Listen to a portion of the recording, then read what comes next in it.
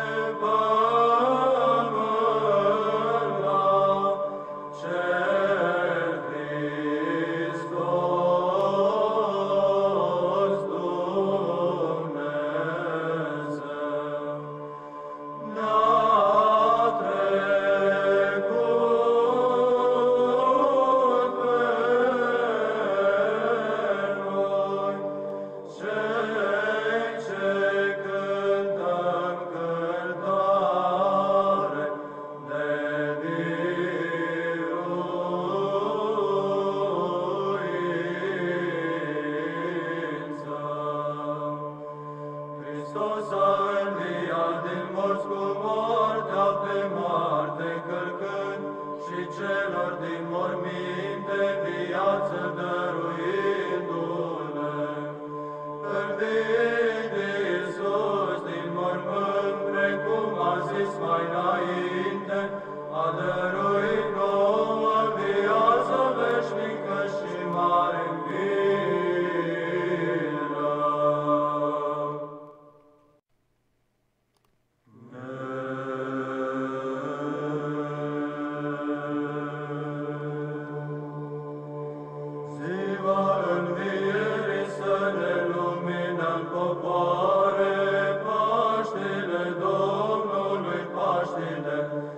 Din moarte la viață și de pe pământ la cer, Hristos Dumnezeu ne-a trecut pe noi, cei ce cântăm cântare de biruință. Hristos a înviat din morți, să ne